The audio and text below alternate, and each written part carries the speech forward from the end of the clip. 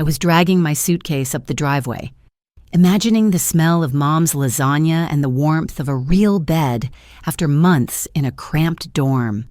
But when I looked up, something was off. There was a for sale sign stabbed into our lawn. All the windows were dark. No cars. No wreath on the door. No welcome home. My chest tightened. I jogged to the porch, only to stop dead in my tracks. 6 black trash bags. My name scribbled on duct tape. One of them ripped open, my childhood teddy bear's face poked out, half covered in dirt. I called my mom. No answer. I texted my dad. He replied with 3 words that knocked the wind out of me. Figure it out. No explanation, no apology, just discarded, like an old couch they didn't want to move. Tell me, how do you come back? How do you stand in front? They thought they were done with me. But what they didn't realize was I was just getting started. I grew up in that house, a modest 2-story on a quiet street, with a creaky staircase, chipped blue shutters, and the scent of lemon polish always lingering in the hallway. It wasn't much, but it was home, or at least I thought it was. My name is Hannah, and I was the first in my family to make it to college, not a fancy private school, but a solid state university 2 hours away. I worked part-time at the library, took out loans, skipped meals when I had to. My parents weren't in a position to help much financially, or so they said. Still, I called every week, sent photos, came home for every holiday. I thought we were close, but looking back, maybe I should have noticed the cracks, like the way my parents always praised my younger brother Ethan more. He was the charmer, the easy one, the golden boy. Never mind that he dropped out of community college, slept till noon, and blew through every job he was handed. Somehow, the rules never applied to him. He'd wreck my car, and I'd get scolded for leaving the keys out. He'd max out his credit card, and I'd be told to pitch in to help the family keep their credit score up. At the time, I brushed it off as favoritism, annoying, but harmless, until spring break of my junior year. I had just finished a brutal midterm week and couldn't wait to be home. I had even texted Mom that morning. Leaving campus now, can't wait to see you guys. No reply. I figured she was at work. When I got to the house and found it empty, I thought maybe something had happened, an emergency, a surprise even. But those trash bags told a different story. Inside were my clothes, some moldy textbooks, a broken laptop I hadn't seen in years. No note, no envelope, not even a forwarded address, just silence. And then the message, figure it out. It's all my father had to say. Like I was an inconvenience they finally mustered the courage to throw away.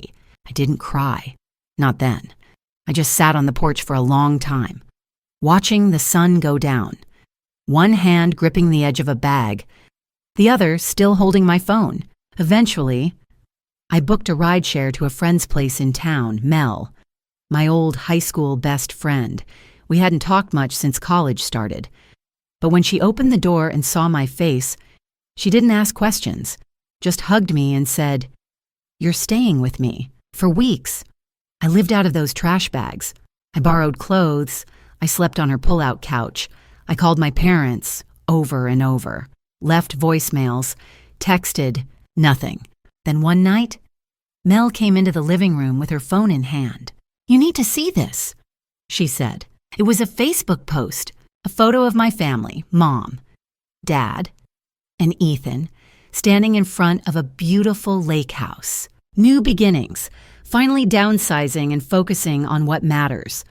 The comments were full of praise. "So happy for you. You deserve it." "Where's Hannah?" someone had asked. "She's doing her own thing these days," Mom had replied. Smiling emoji. I stared at the screen until it blurred. Doing my own thing? That's what abandonment was now? A lifestyle choice? Mel put her hand on my shoulder. "You don't have to forgive them. Not now. Maybe not ever." She was right. But here's the thing. While they were sipping wine on a deck overlooking the water, I was working 3 jobs, saving every penny, getting counseling through the school, rebuilding myself. And I wasn't just doing it to survive. I was planning something. Because if there's one thing my family taught me, it's that people will treat you however you let them. And I was done letting them treat me like trash. I remember standing on that cold porch, the sky gray and heavy, my breath fogging up as I stared at the mess of trash bags holding what used to be my life, books I once clutched through finals, the comforter my grandmother quilted, my old guitar, neck snapped. Strings tangled like nerves. I picked up one bag, and it tore at the bottom, spilling out my clothes into a dirty puddle. That's when it hit me. This wasn't a mistake. It was a message. I called my mom, straight to voicemail. My dad? He picked up, just long enough to say, "We told you. We're done helping you. Time to stand on your own." Then he hung up. It wasn't just about independence. I wasn't a reckless teenager.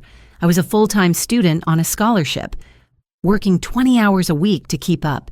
And I just sent them $600 2 months earlier to help with a heating bill emergency. That's when the dots began to connect. I remembered the cryptic messages from my cousin last month. Your parents mentioned big changes. Hope you're okay, and the real estate flyer I accidentally spotted on the kitchen table during Thanksgiving, with price reduced if closed before year-end scrawled across it. They'd planned this. They'd planned to cut me out completely. No conversation, no explanation, no warning. Just bags on the porch and a text that read, "You'll figure it out." But figuring it out wasn't enough. I needed answers. And I needed to make sure they knew I wasn't going to disappear quietly. I found a hotel room using what little was left in my account. Then made my way to the local library. I pulled every piece of county property record I could, and what I found twisted something in my stomach. The house had already been sold 2 weeks before I arrived home. The sale had closed under my father's name. And the buyer? A private LLC with my brother's initials. It all began to unravel. They weren't just cutting me out emotionally, they were redistributing everything. My brother had dropped out twice, lived rent-free, and had just posted a picture from a beach villa with the caption, "Grind now, rest later." Except, he never ground for anything. I did. I called my aunt, one of the few people in my family who never sugarcoated. Her voice went quiet when I explained everything. "Sweetheart," she said, "they think you'll stay quiet because you're the good one. But this wasn't right." That night, I didn't sleep. Instead, I opened my laptop and began writing everything down, every transfer, every expense I covered, every text that could show a pattern of dependency, betrayal, and misrepresentation. They expected me to vanish. I wasn't going to, because they had misjudged one thing. I wasn't. And if they thought I'd disappear, they were about to learn just how loud silence could be. A few days after compiling the evidence, I requested a meeting with a pro bono legal clinic connected to the university. I brought everything: screenshots of texts where my parents had requested money to keep the lights on, Venmo records of payments labeled family support, even my scholarship documentation showing I'd maintained full-time status and financial independence. The legal advisor leaned back in her chair, steepled her fingers, and said, "You might not have a criminal case, but you definitely have a civil one." That was the turning point. I wasn't chasing money. I was chasing clarity, accountability, and most of all, the dignity they tried to strip away from me. My family wanted to erase me like I was a burden, but I was about to show them I was the backbone they'd stood on for years. I filed a small claim, not to bankrupt them, but to force them into court. The grounds: unauthorized disposal of personal property and emotional damages from eviction without notice. I used the text message, "You'll figure it out," as evidence of their intent. Word spread fast in our small town. I didn't need to shout. The courthouse calendar did the work for me. A week before the hearing, I received a message from my father. "Can we talk?" I ignored it. Then came the group text from my mother. "This is getting out of hand. Family matters should stay within the family. That line nearly made me laugh. Oh, now it's a family again? 3 days before the hearing, I got a call from my brother. I hadn't spoken to him in over a year. Look, he said, I don't know what you're trying to prove, but this doesn't help anyone. You're just embarrassing yourself. I let him finish. Then I responded with a single question. How much did they sell the house for? Silence. I repeated it. How much? Ryan, more silence. Then, that's none of your business. But it was my business, because that house was more than a building. It was the place I was supposed to return to, the place they assured me would always be mine, no matter how far I wandered. It was my anchor, and they unmoored me without remorse. Court day arrived. I walked in wearing the blazer I'd worn to my first scholarship interview. I didn't bring a lawyer. I didn't need to. I brought facts. My parents showed up late, flustered, whispering arguments between themselves. My dad wore a tie that looked like it hadn't been untangled in years. My mom wouldn't meet my eyes. The judge asked for opening statements. I spoke calmly, clearly. I laid out the timeline, the years of financial contribution, the sudden disappearance, the bags on the porch, and the deliberate deception to keep me from the truth. Then I handed the judge a folder labeled Chronology of Estrangement with every screenshot and record inside. My father stammered through his defense, saying it was an unfortunate miscommunication, that they assumed I was grown and independent. He even tried to claim I refused to come home often, making the decision mutually beneficial. The judge raised an eyebrow. So you sold the home, discarded your daughter's belongings without consent, and didn't even inform her of your move? She had college. My mom mumbled. She wouldn't have wanted the stress. I interjected. Gently but firmly, I had just finished midterms. I was coming home to rest, not to be erased. The judge didn't smile. I see. Anything further? I nodded. Just one thing. I pulled out the printout of my brother's beachside post, the one with the caption, "Grind now. Rest later." Same week, my belongings were dumped like garbage. He was celebrating with champagne and caviar from the proceeds of a house that was never his. That landed hard. The judge ruled partially in my favor. They were ordered to compensate me for the loss of property, nearly $8,000, but more than the money. The ruling was public, on record, undeniable. As I exited the courtroom, my parents followed. My mother called my name. I turned, but didn't stop walking. Please, let's not let this destroy everything, she pleaded. I met her eyes. You destroyed it when you decided I didn't matter enough to notify. She cried. My father stared at the floor. But here's the thing. Grief doesn't always come with screams. Sometimes it comes with silence, and mine was deafening. Later that night, I received an email from my college's alumni newsletter. They were seeking stories from students who had overcome personal adversity to finish their education. I didn't hesitate, because the story wasn't just about a lost home. It was about reclaiming who I was without needing anyone's permission. When my phone buzzed at 3 a.m. one rainy Thursday, I almost ignored it. But when I saw my mother's name after nearly a year of silence, I froze. Then I noticed the message. Can we talk? I didn't reply. That same day, I received an email from my old college financial officer.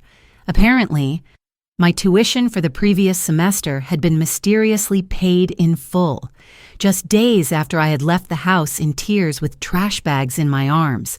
The payer? My Uncle Alan, my dad's estranged younger brother. You see, what my parents never knew was that Uncle Alan and I had quietly stayed in touch after he left the family over a business dispute years ago.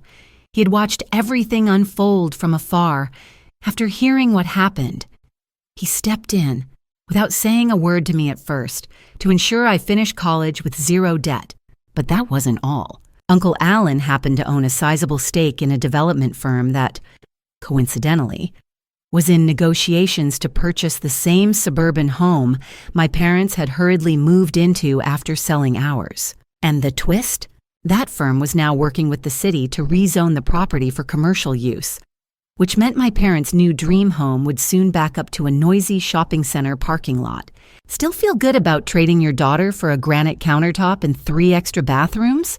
I whispered under my breath as I reviewed the zoning proposal he forwarded to me. But revenge wasn't the goal. Closure was. When they called again 2 days later, this time my sister on speakerphone with both our parents, I picked up. "Sweetheart." My mother's voice cracked. "We didn't mean for things to go this way. We thought you'd figure things out. You're strong." "Strong?" I said calmly. "You put everything I owned in trash bags. That's not strength. That's abandonment dressed up in entitlement." They stumbled through apologies, excuses, the weather, financial strain, miscommunication. I listened. Then I calmly laid out everything they didn't know. That I had finished school, that I had moved to a new city, that I had received a grant to launch a trauma-informed mentorship program for students who had been emotionally neglected by family. And then I told them about the zoning plan. Silence. "Wait, are you saying the house, our home, is going to be—" My dad started, adjacent to a 24-hour delivery dock and a parking lot. "Yes," I replied.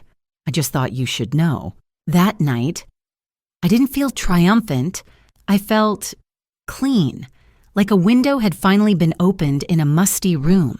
I wasn't the broken girl on the porch anymore. I was the one standing at the center of her own story, with the power to choose who got to stay in it. I didn't block their numbers after that call, but I didn't return them either. Some bridges don't need to be burned. They just quietly rot from neglect and time.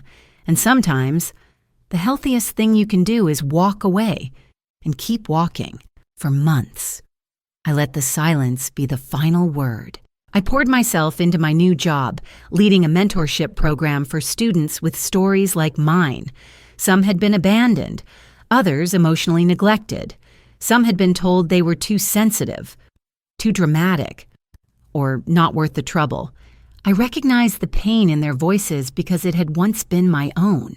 And slowly, through helping them, I began to reclaim myself. Every Friday, I take a quiet walk through the neighborhood park near my apartment.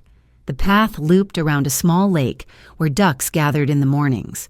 I didn't bring music, no podcasts, just the sound of leaves crunching beneath my shoes, and my own breathing.